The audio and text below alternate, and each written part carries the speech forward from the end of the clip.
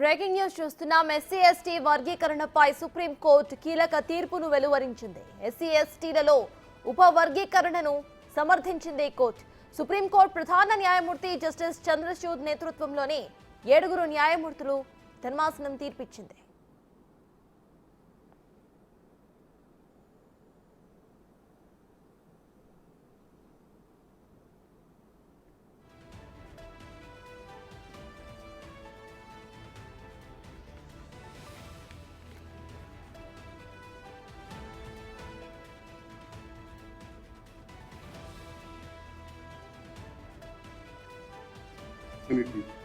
Go through the erudite and scholarly judgment authored by the Honorable Chief Justice of India. I'm in complete agreement with the conclusions arrived at by the Honorable CJI.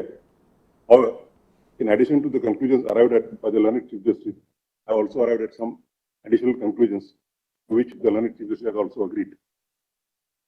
Therefore, I thought necessary to give my separate opinion.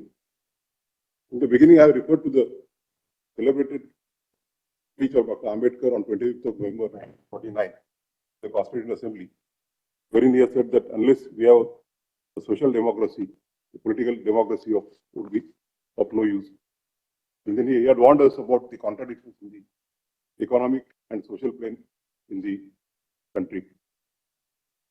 I referred to the history as to how the term scheduled caste has come in the Constitution from the original depressed classes.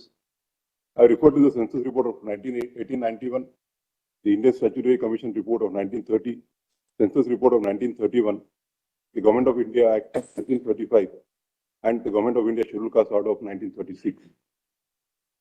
I also refer to the repairs in the Constituent Assembly with regard to Article 300A and 300B, which are now Article 341 and 340. I have referred to and analyzed the following judgments. SC ST ఉపవర్గీకరణను సమర్థించింది supreme court. ఇదే విషయంపై పూర్తి details మా ప్రతినిధి శివ ఢిల్లీ నుండి live లో అందించడానికి సిద్ధంగా ఉన్నారు. శివ, చెప్పండి, ఇటు ఎస్సీ ఎస్టీ ఉపవర్గీకరణను సుప్రీంకోర్టు సమర్థించింది. ప్రెసెంట్ అప్డేట్స్ ఏంటి, అక్కడ వాళ్ళు ఏమంటున్నారు?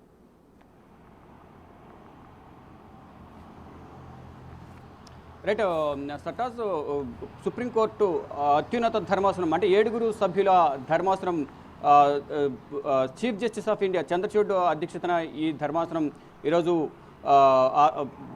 ఒక తీర్పును వెలువరించింది. అంటే ఎస్సీ ఎస్టీ వర్గీకరణకు సంబంధించి చారిత్రాత్మక తీర్పును వెలువరించిందని మనం ఈ సందర్భంగా చెప్పుకోవాలి. అంటే ఎస్సీ ఎస్టీ ఉప వర్గీకరణను సుప్రీంకోర్టు ధర్మాసనం సమర్థించింది. అంటే 7 సభ్యుల ధర్మాసనంలో ఒకరు వ్యతిరేకించినప్పటికీ 6 దీన్ని సమర్థించారు. అంటే బేలాయం త్రివేది, జస్టిస్ బేలాయం త్రివేది మాత్రం ఎస్సీ ఎస్టీ ఉపవర్గీకరణను వ్యతిరేకించారు. మిగిలిన 6 సభ్యులు, 7లో 5 దీన్ని సమర్థించినా లేదా 4 సమర్థించినా ఈ జడ్జిమెంట్ అనేది ఏకపక్షం అవుతుంది. కానీ ఇక్కడ 6 సమర్థించారు, 1 మాత్రమే వ్యతిరేకించారు.